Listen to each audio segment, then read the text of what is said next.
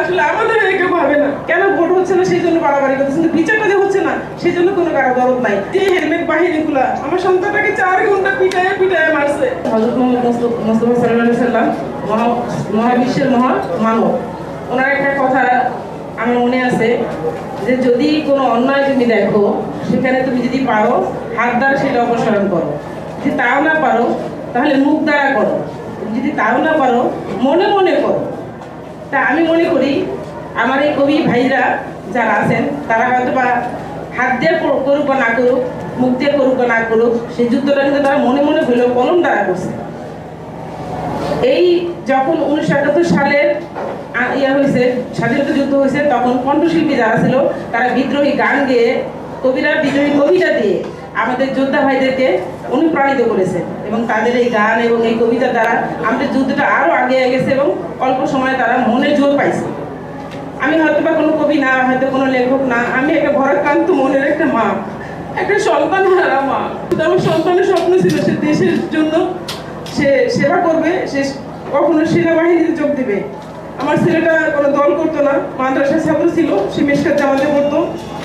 শহীদ মোহাম্মদ সাইদুল ইসলাম ইয়াসিন যখন আন্দোলনে যায় তখন আমি বারবার যখন নিষেধ করি, তোমার আব্বু আমাকে ডাকাডাকি করে, তুমি কেন বাইরে যাও, তুমি ক্লাসের কথা বলে গিয়ে কেন আন্দোলনে যাও, কারণ আমি তো চাই না, তুমি তো যাও, তোমার তো ছবি আমি পাইছি, তোমার বন্ধুদের ছবি যখন দেখছে, তোমার আব্বু দোকানে বসে সেখানে তোমাকে দেখছে, তুমি তো লম্বা মানুষ, 5 ফিট 11 ইঞ্চি, তুমি কি পালায় থাকতে পারো, তুমি তো হাতে লাঠি ছিল তোমার, তুমি অমুক গেঞ্জিটা পরো, তুমি গেলে পাঞ্জাবি পরে, তুমি কিভাবে গেঞ্জি পরলা, কারণ গেঞ্জি তো পাঞ্জাবির ভিতরেই থাকে, তা তুমি সেটা কোথায় রাখছো, আমি ক্লাসে রেখে আসছি, কেন তুমি ওখানে যাও। তা মা, আমাদের মতো ছাত্ররা যারা আছি তারা যদি দেশের জন্য না নামি মা, তাহলে এই যে দেখো মা, মন খেলে মানুষ কথা বলতে পারে না, বাকরুদ্ধ করে আছে সবাই। এই দেখো পাখির মতো করে মা আবু সাইদ ভাইকে মারছে, মুগ্ধ ভাইরে মারছে, মা আমরা কি ঘরে বসে থাকতে পারি, আমরা কিভাবে ঘরে বসে থাকবো মা, তোমরা যে শান্তিতে ঘুমাও সেই ঘুমটা তোমরা ঘুমাইতে পারতা না যদি কোনো মায়ের কলিজার টুকরাটা এই দেশটাকে পাহারা না দিত। এই দেশটাতে যদি ওই যে যারা বর্ডার পাহারা দেয় তারাও কারো না কারো মা কলিজার টুকরা। তুমি যেমন শান্তিতে ঘুমাইতেছো, আজকে কোনো না কোনো মায়ের সন্তানের উচিলে ঘুমাইতেছো, তুমি না বলছো আমাকে সেনাবাহিনীতে দিবা, মা আমি উচ্চলম্বা আছি, আমি যদি দেশের কাছে থাকি, যদি কখনো আমি সুযোগ পাই তাহলে আমি মা সেনাবাহিনীতে যোগ দিব। মা কেমন হবে বলো তো, আগস্টে সে অন্তর্ভুক্ত থাকলো সেই আন্দোলনে, কিন্তু আমার বাবা স্বাধীন দেশের মধ্যে স্বাধীনভাবে বাঁচতে পারবো না।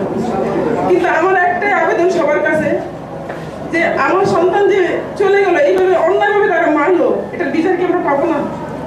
আসলে কি বিচার হচ্ছে বলেন, আসলে কি বিচার হচ্ছে? 7 মাসে তো সবাই ঘুমায় করতেছে, নতুন দল পাওয়ার জন্য মানুষ এখন হাহাকার করতেছে, কেন ভোট হচ্ছে না সেই জন্য বাড়াবাড়ি করতেছে, কিন্তু বিচারটা যে হচ্ছে না সেই জন্য কোনো কারো দরদ নাই। আমাদেরকে সিম্পিতে দেখাইতেছে জাস্ট, আসলে কি আমাদের নিয়ে কি ভাবতেছে?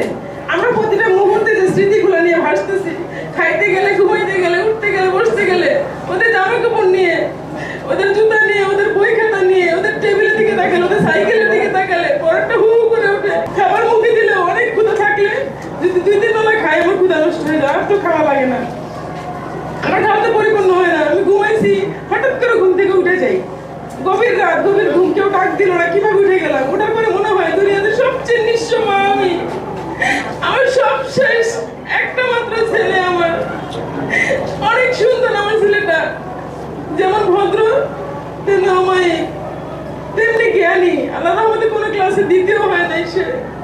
এবার সন্তান যারা হারাইছে সবারই কলিজার টুকরা এবং হীরার টুকরা হারাইছে, দেশের বড় সম্পদ হারাইছে। আমি মনে করি সবাই আমাদেরকে সিম্পিতি দেখায় ঠিকই, কিন্তু আসলে আমাদের কেউ ভাবে না, যদি ভাবতো তাহলে এই বিচারটা সবার আগে করাইতো।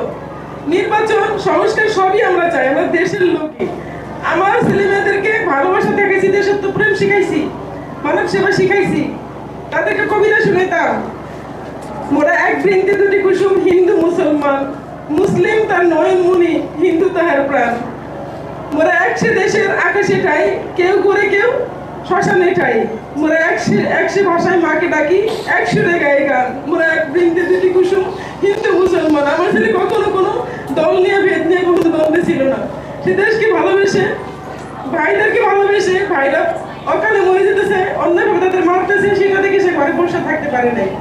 আজকে তারা এই অন্যায়ের বিরুদ্ধে গেল, অথচ তাদের এই ন্যায় নীতি কথাগুলোকে সরকার মাইনে নিল না, মানে পাখির মতো করে গুলি করে সবাইকে মারলো। এই যে হেলমেট বাহিনীগুলা আমার সন্তানটাকে 4 ঘন্টা পিটায় পিটায় মারছে, মারে ভিডিও করে, এটা কোনো মায়ের